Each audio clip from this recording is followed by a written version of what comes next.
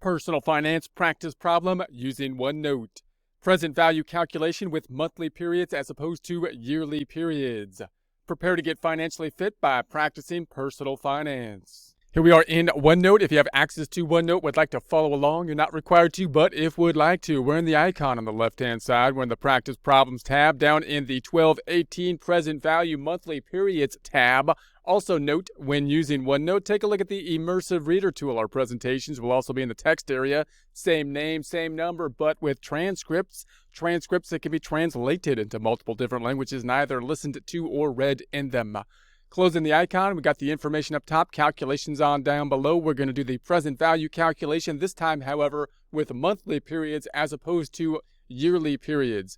Remember that as we do these calculations, there's multiple ways they can be done. We can kind of divide them into what you might do more likely in practice to opposed to what you might do more likely in a school type setting.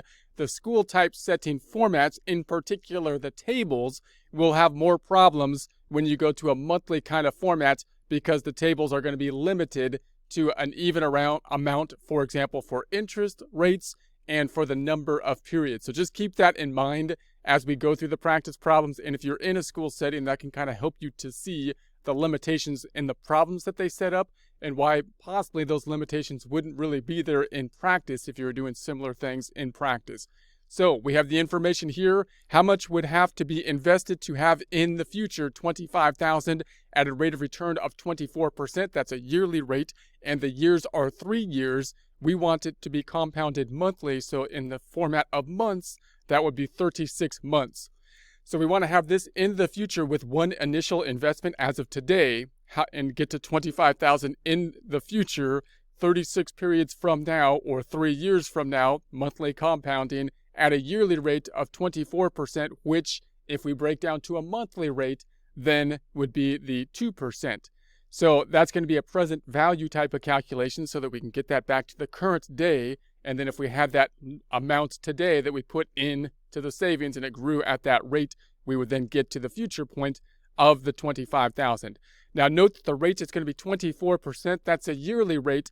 And you're going to see why we kind of pick that 24% when we get to the tables at the end, because basically we're going to be limited in some fashion to the table. So I have to break that down to the monthly rate, typically to use the tables and to think about some other kind of calculations as well, meaning we take the 24 divided by 12, which would be the 2%, which comes out to be nice and even. But if we had something like a yearly rate of 5% or something like that and divided it by 12, you note we get a really small kind of rate to be dealing with. Also note that when someone talks about a rate, they usually mean yearly rate unless they say otherwise. So even if you're talking about something that you know is a monthly type of thing, such as the interest rate on a loan for a car loan or a mortgage loan, they're going to say whatever rate they say, 5 or 6% or whatever it is. And when they say that, they typically will be meaning a yearly rate, unless they were to say otherwise and quote basically what the monthly rate will be. One of the reasons is because the monthly rate will often be quite low and hard to work with or hard to talk or discuss about, whereas the yearly rate will often be between 0 and 100, easier to discuss. On the years, we have 3 years, but remember it's going to be monthly, so we're going to take that, multiply times 3, which would give us 36 months. These things have to match. So whatever the compounding kind of function is that we're using needs to tie out to the percent, meaning if we're doing monthly, we have to use a monthly percent for many of the calculation types so that we match those two things up properly.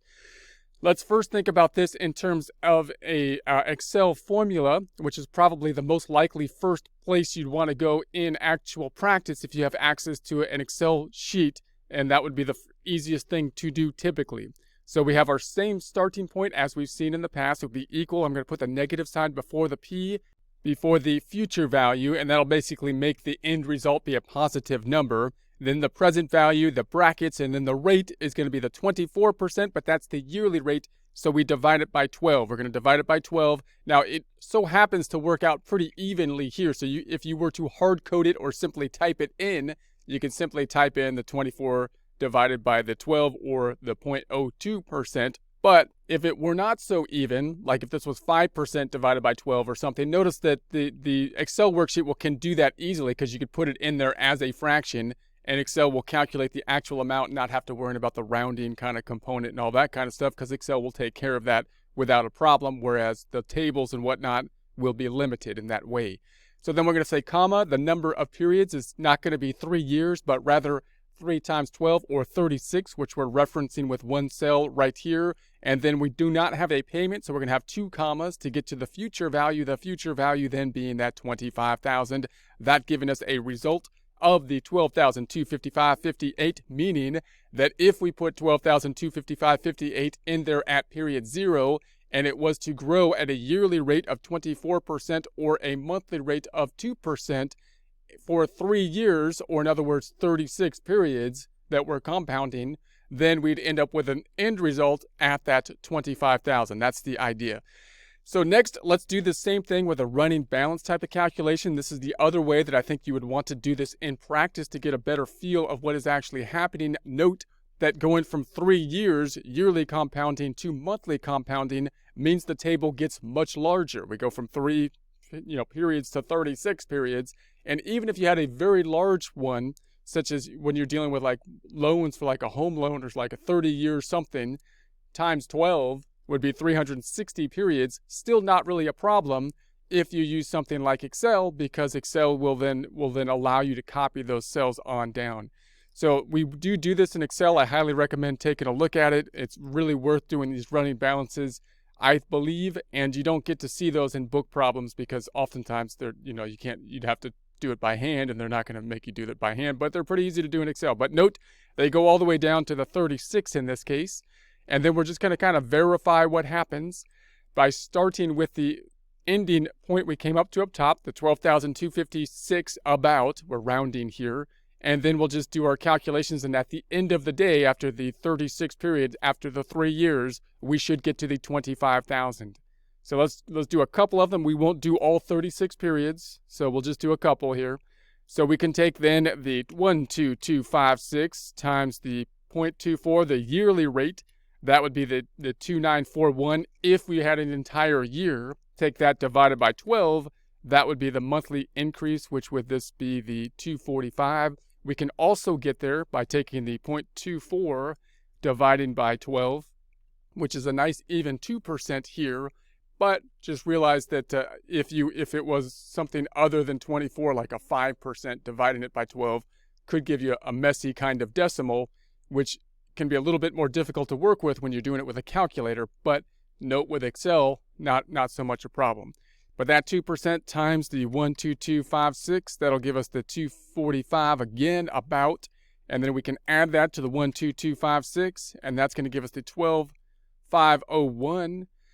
Then we can take that 12,501 times 0.24. That would be the yearly amount divided by 12 to get the monthly amount, that being the 250, which we can also get to by going 0.24 divided by 12, monthly rate, times the 12,501.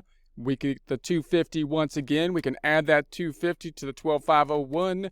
And that then gets us to the 12,751. Let's do it two more times here. Multiplying that times the yearly rate, 0.24. That would be the yearly interest, but we need the monthly interest. So we're going to divide that by 12. Gives us the 255, which we can also find by taking the 0.24 yearly rate divided by 12, monthly rate, 2%, times the 12751. Gives us that 255. We can add that to the 12,751.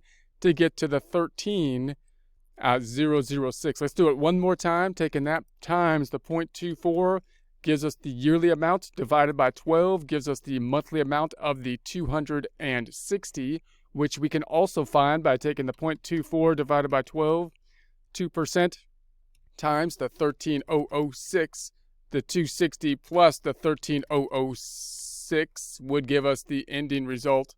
Let me do that one more time. I think I got that right. The 13,006 times the 0.24 would be that divided by 12 plus the 13,006 would give us the 13,266. Yeah, that's what I had, isn't it? That's what I had, I'm pretty sure.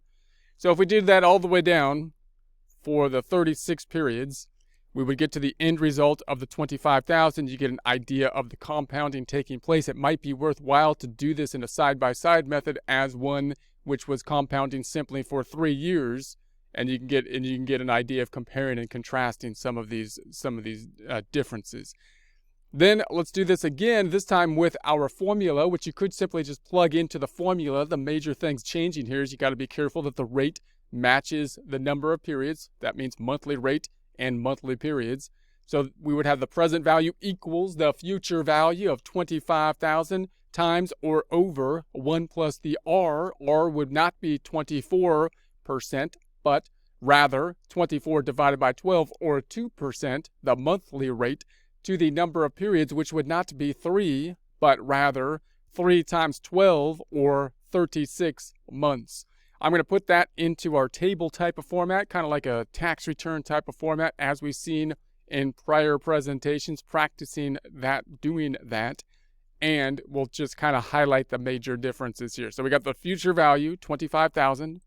Then we got the 1 plus R to the n, the denominator. So here's the 1.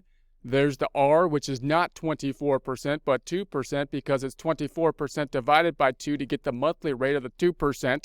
Adding the 1 plus the 2% gives us 102%, or 1.02. Taking that to the power of n, number of periods, which is not 3, but rather 3 times 12, or 36, will then give us to this number. Let's do that in the trusty calculator, making sure that if you are in a test situation, you have a trusty calculator that can perform the power of taking something to 36 periods. For me, scientific calculator here, scientific. We're going to go advanced scientific stuff, 1, and then we're going to say plus 0.01.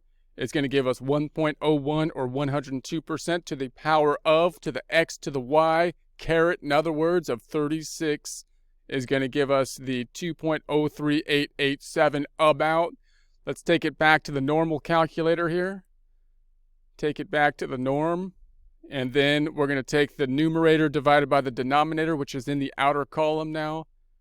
And so that's going to be then the 25,000 divided by the 2.0398887 gives us about the, well, let me do that one more time. Hold on a second. 25,000, we're going to say divided by the 2.0398887 gives us about 12,255.58 about. And we can also find the amount from the table. If I wanted to look at how we're going to construct the table, which we'll take a look at right now, we could take that amount divided by the 25,000. That's how you build the table. This is a rounded number because we had some rounding, but about 0.49223 and on and so on. So then if we go down to the tables, now we can do the tables, noting the limitations of the tables when we're compounding on a monthly basis as opposed to a yearly basis, which is one of the reasons why book problems will typically be using oftentimes a yearly basis, even though in practice you're saying, hey, wouldn't that be a monthly thing in practice oftentimes? Note that once you do that in a book problem, you might feel that there is actually a limitation, or it's actually more difficult to do the monthly compounding. It's not if you got the tools to do that typically, meaning like Excel, but it is if you're doing it without those tools and you have to do it in like a test situation with tables. So look at the limitations with the tables. Usually the number of periods was in years, and the percents were then yearly percents because they have to match the periods. Now the periods are in months, which means they have to be even, and they can't go past 50, and you have the intervals down here that start to advance.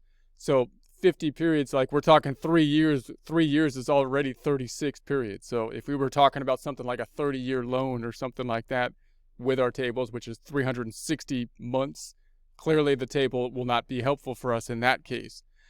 And then the rates up here have to be the rates for the monthly rates, which we made nice and even here. 24 divided by 12 is 2.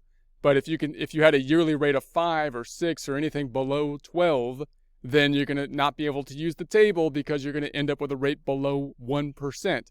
So you can't, and any rate that's uneven also can't really use. So you see severe limitations. They can, if they're going to use a yearly rate that you have to divide out, then they'd have to be using, like 12% or or 24% or 36% or something like that, so that they can use the tables. Okay, so we're at 2%, 2 and 36. 2% and 36. So 2 and 36, because the monthly rate is 2% and 36 months is the 0.4902. 0.4902. So there it is. And if we multiply that out with the trusty calculator, we got the 25,000 times the 0.4902 is going to give us the 12,255. It's nice and even here. If I scroll up, it's not quite so even in the more exact calculations up top due to the rounding of the tables. This table, you can see, goes beyond 4 digits, or this number goes beyond 4 digits. The table's rounded to 4 digits, which results in a slight rounding difference.